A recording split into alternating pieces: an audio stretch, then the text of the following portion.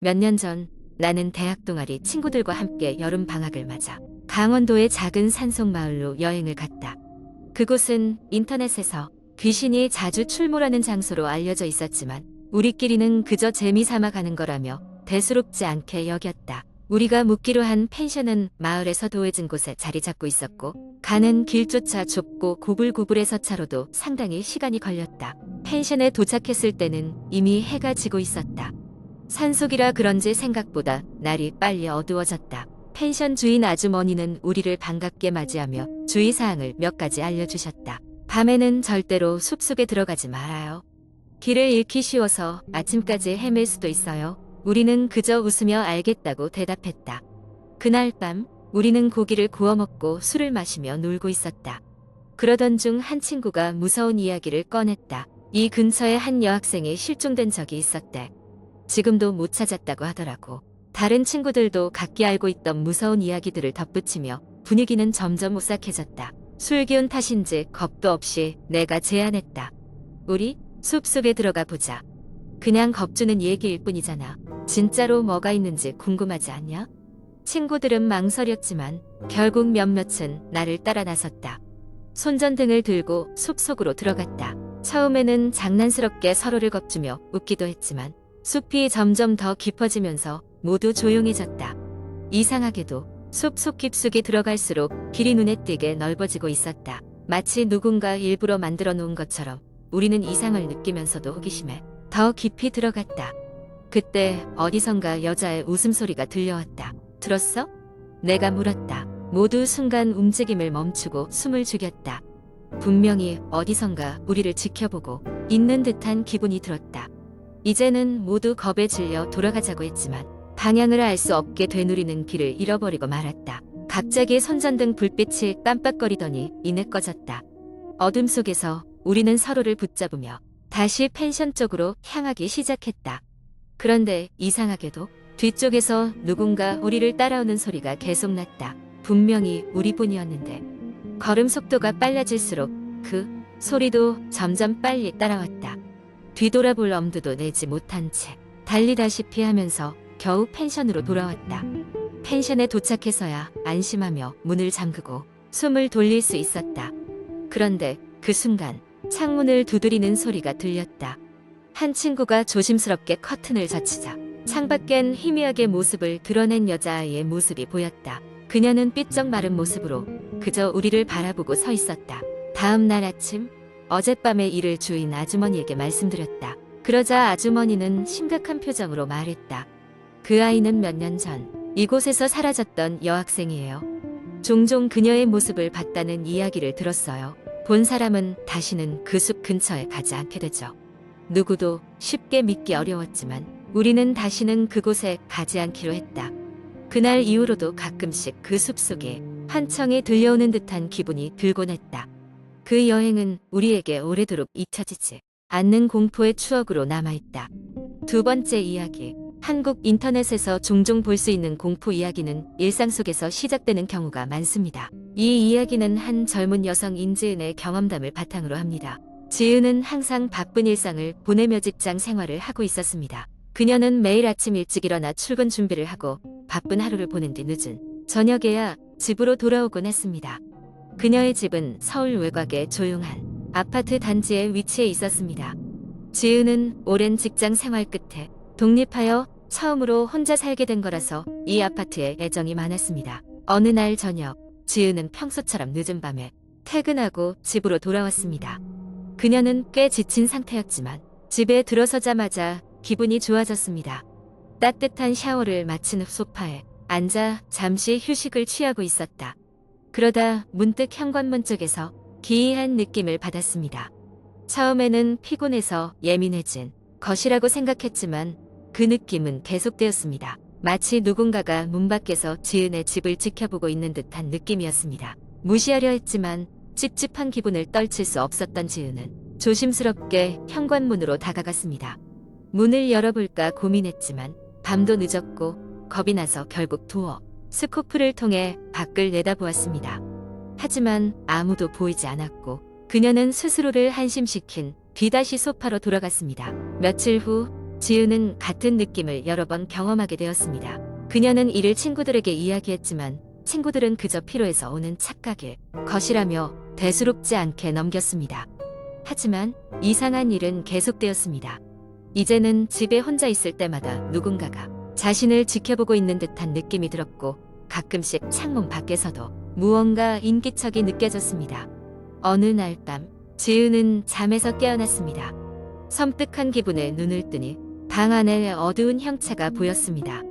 그것은 인간의 형상을 하고 있었지만 자세히 볼 수 없었습니다. 심장이 터질 듯한 공포에 몸이 얼어붙었고 지은은 비명을 지르지도 못했습니다. 그 형체는 그녀의 침대 가까이 다가와 서서 그녀를 내려다보았습니다. 지은은 땀과 함께 식은땀이 났고 몸을 움직이려고 했지만 꼼짝도 할 수 없었습니다. 형체는 한참 동안 그녀를 바라보다가 서서히 사라졌습니다. 몸이 겨우 풀린 지은은 급히 전등을 켜고 방을 둘러보았지만 아무것도 보이지 않았습니다. 그녀는 그날 밤을 뜬 눈으로 지새웠습니다. 다음 날 아침 지은은 이 일을 보고하기로 결심하고 아파트 관리사무소에 찾아갔습니다. 그곳에서 관리인은 최근 몇 달간 비슷한 신고 가요로 번들어왔다는 것을 알게 되었습니다. 주민들은 밤마다 이상한 기분을 느끼거나 집안에 침입한 흔적을 발견했다고 했습니다. 관리인은 지은에게 사건을 확인하기 위해 각 가정에 CCTV를 설치할 계획이라고 전했습니다. 지은은 당분간 친구 집에서 지내기로 하고 필요한 짐을 챙겼습니다. CCTV가 설치된 후 며칠이 지난 어느 날 관리실에서 연락이 왔습니다. 그날 밤 지은은 관리사무소에서 CCTV 영상을 확인하게 되었습니다. 영상 속에는 믿을 수 없는 장면이 포착되어 있었습니다. 매일 밤 검은 형체의 사람이 아파트 복도를 돌아다니며 각 가정의 문에 도어 스코프를 들여다보거나 창문 밖에서 방 안을 살피고 있었습니다. 이는 사실 확인 후 곧 경찰에 신고되었고 추적 끝에 그 형체의 정체가 드러났습니다. 그는 다름 아닌 근처에 거주하던 한 남성으로 정신적으로 문제가 있었던 것으로 밝혀졌습니다. 이후 그 남성은 전문가의 치료를 받게 되었고 아파트 주민들은 다시 평안을 되찾았습니다. 그러나 지은에게 그날의 기억은 오랫동안 지워지지 않았고 그녀는 사람들과 함께 있는 시간이 소중함을 새삼 깨닫게 되었습니다.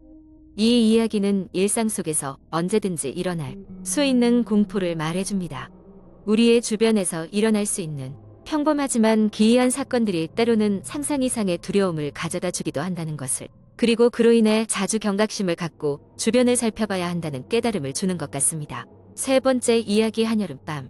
서울의 한 조용한 동네에서 시작된 이야기를 들려드리겠습니다. 이 이야기는 내가 대학교에 다니던 시절 경험한 일로, 그때 나는 서울 외곽에 있는 조그마한 고시원에 살고 있었습니다. 고시원은 좁고 낡았지만 학교와 가까웠기 때문에 나에게는 최적의 선택이었죠.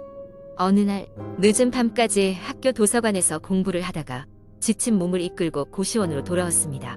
그날따라 유독 주변이 고요하게 느껴졌습니다. 희미한 가로등 불빛 아래 몇몇 지나가는 사람들이 있을 뿐이었습니다. 고시원 복도에 들어서자마자 싸늘한 기운이 맴도는 걸 느꼈습니다. 그것은 마치 보이지 않는 누군가가 나를 지켜보고 있는 듯한 기분이었습니다.